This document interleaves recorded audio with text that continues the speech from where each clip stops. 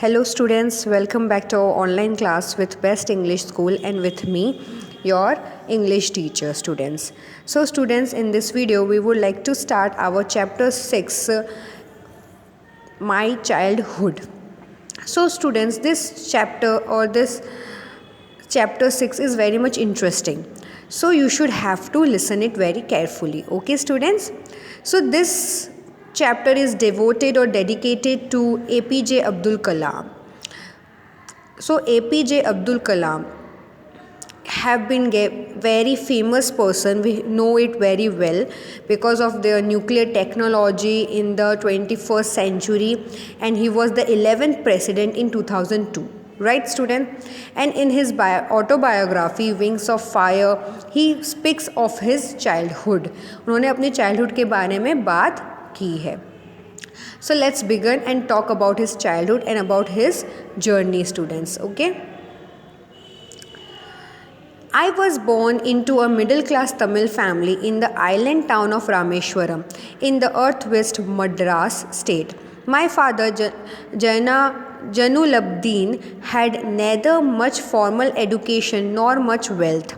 Despite these disadvantages, he possessed great innate wisdom and a true generosity of spirit. He had an ideal helpmate in my mother, Ashima. I do not recall the exact number of people she fed every day, but I am quite certain that far more outsiders ate with us than all the members of our own family put together. So students, APJ Abdul Kalam said that he was born in a middle class family, in a Tamil family, middle class Tamil family, in the island town of Rameshwaram, Madras state में, क्योंकि Rameswaram Madras state का ही part है. And उनके जो father है जनुलब्दीन, वो इतने पढ़े लिखे नहीं थे और ना ही उनके पास ज़्यादा पैसा था, और वो चीज़ का उन्हें डिसएडवांटेज भी नहीं था क्योंकि उनकी जो सच्चाई, he was very genuine person, और वो उन्हें बहुत अच्छा लगता था. एंड उनकी एक आइडल हेल्पमेट थी जो उनकी मदर थी, उनका नाम था आशिमा. एंड उनको अभी तक भी एग्जैक्ट नंबर नहीं पता कि वो कितने लोगों को हर दिन खाना खिलाती थी, और ऐसा लगता था कि उनकी जो ओन फैमिली है उससे ज़्यादा तो बाहर वाले लोग आके उनके घर में खाना खाते थे. I was one of many children, a short boy and rather undistinguished looks, born to tall and handsome parents. We lived in our ancestral house, which was built in the middle of the 19th century. It was a fairly large pakka house made of limestone and brick on the Mosque Street in Rameshwaram.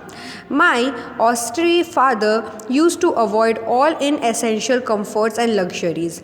However, all necessities were provided for in terms of food, medicine or clothes.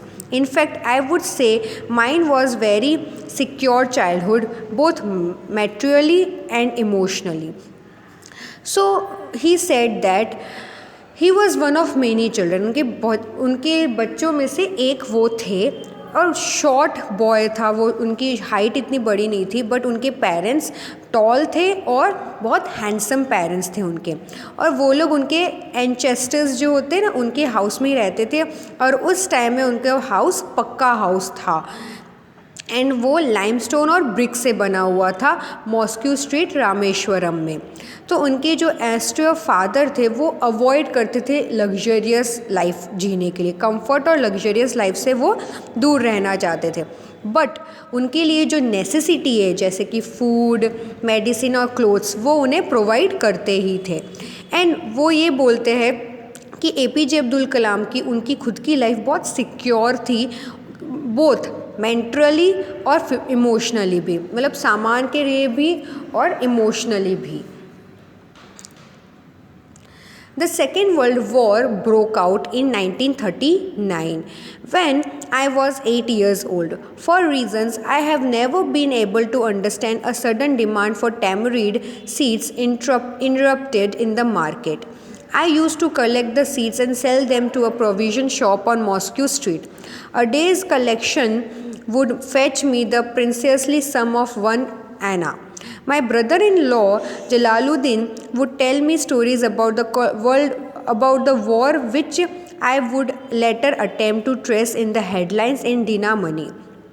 Our area, being isolated, was completely unaffected by the war. But soon India was forced to join the allied forces and something like a state of emergency was declared. The first casualty came in the form of the suspension of the train halt at Rameshwaram station. The newspapers now had to be bundled and thrown out from the moving train on the Rameshwaram road between Rameshwaram and Dhanushkodi. That forced my cousin Samsuddin, who distributed newspapers in Rameshwaram, to look for a helping hand to catch the bundles, and, as if naturally, I filled the slot. Samsuddin helped me earn my first wages. Half a century later, I can still feel the surge of pride in earning my own money for the first time. So, students, he told that जब वो 8 साल के थे तब second world war हुआ था 1939 में। And उसके वजह से उस टाइम में बहुत सारे लोग, उस टाइम में डिमांड बढ़ गया था टैमरिड। टैमरिड मीन्स इमली, इमली के अंदर जो सीड होती ना, उनकी डिमांड बढ़ गया था और वो उस सीड को कलेक्ट करते थे और मॉस्को स्ट्रीट में कोई शॉप में वो बेच देते थे। तो उन्हें उनका एक आना मिलता था, एक कलेक्शन, बहुत सारे सीड्स का उनको एक आना मिलता था। उनकी जो ब्रदर इन लॉ है जलालुद्दीन, वो उन्हें स्टोरीज सुनाते थे वॉर के, एंड उसके बाद लेटर ऑन डिनामनी के हेडलाइंस में वो चीज़ें आती थी।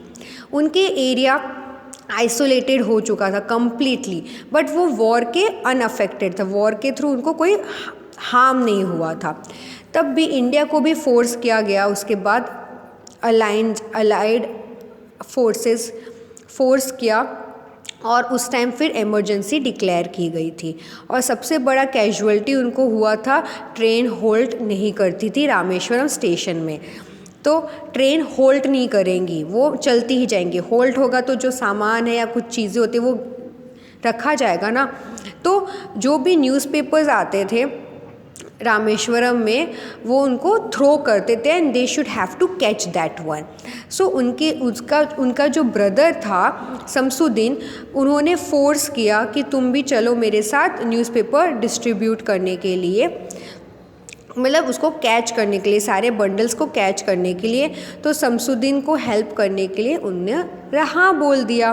And then later on Shamsuddin helped me, उन्होंने शमसुद्दीन को हेल्प किया एंड उनको सबसे पहला वेजेस, मतलब सबसे पहली कमाई उनको मिली थी।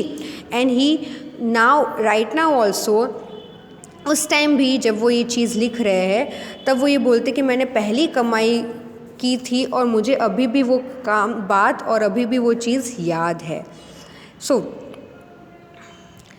every child is born with some inherited characteristics into a specific socio-economic and emotional environment and trained in certain ways by figures of authority.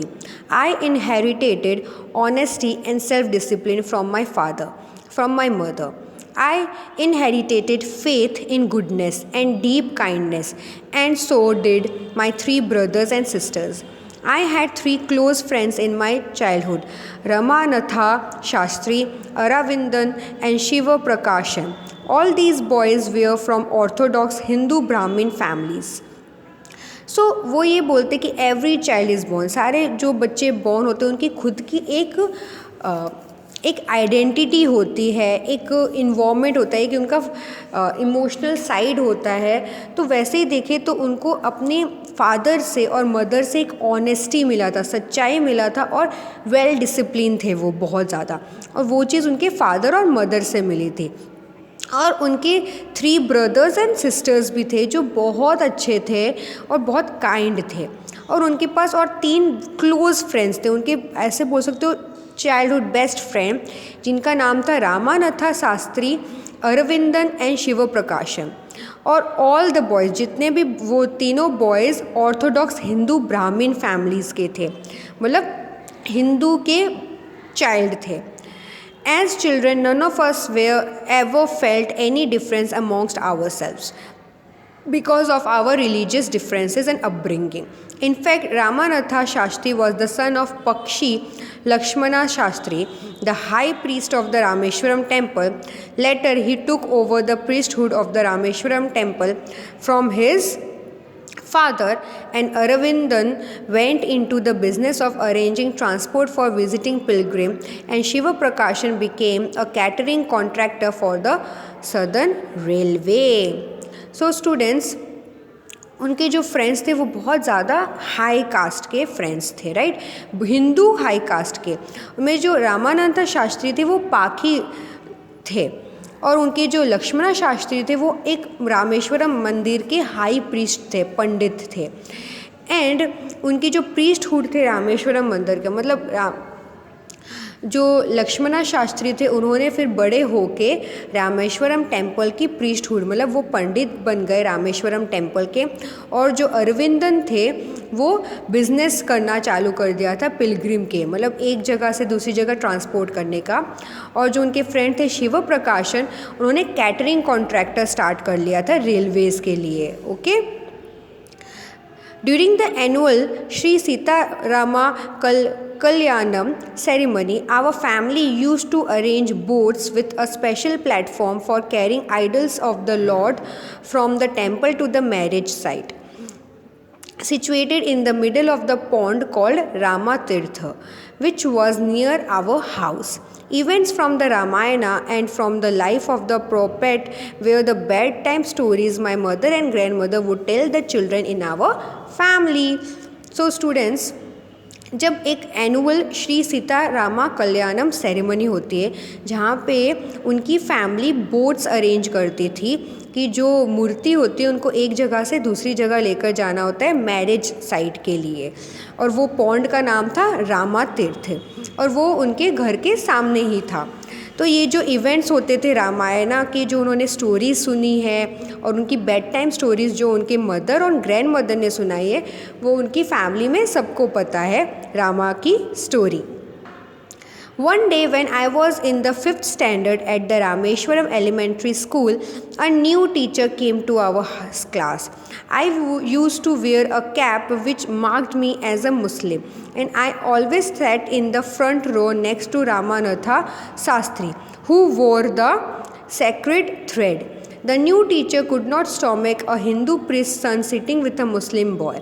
In accordance with our social ranking, as the new teacher saw it, I was asked to go and sit on the back bench. I felt very sad, and so did Ramanatha Shastri. He looked utterly downcast, and I shifted to my seat in the last row. The image of him weeping when I shifted to the last row left a lasting impression on me. So students, क्या हुआ? एक दिन जब वो 5th standard में थे और वो रामेश्वरम एलिमेंट्री स्कूल में पढ़ते थे, तब एक न्यू टीचर उनके क्लास में आए।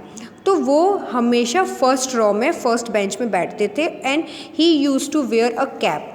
तो जो वो कैप पहनते थे उससे ये पता होता था कि वो मुस्लिम है, राइट। तो वो जो न्यू टीचर आए थे उनको ये बात पची नहीं कि एक हिंदू प्रीस्ट का बच्चा चाइल्ड मुस्लिम बॉय के साथ बैठा है, और इसके वजह से उनके जो न्यू टीचर थे उन्होंने उनको बोला, मतलब APJ अब्दुल कलाम को बोला कि तुम लास्ट बेंच में जाके बैठ जाओ।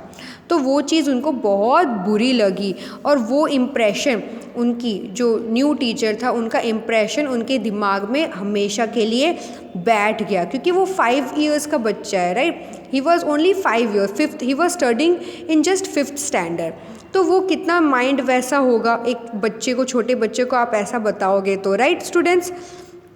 तो उस टाइप का इम्प्रेशन उनके माइंड में रह गया स्टूडेंट्स। ओके, सो स्टूडेंट्स, ये वीडियो मैं 6th पैराग्राफ तक ही रख रही हूँ। Later on we will discuss the rest part of the story of APJ Abdul Kalam. So students, your homework is that over here you can see these types of meanings are written, right? Over here, this side, in each and so you should have to write the meanings of this chapter in your notebook and make sentence of them. Okay students, so that would be very much knowledgeable for you.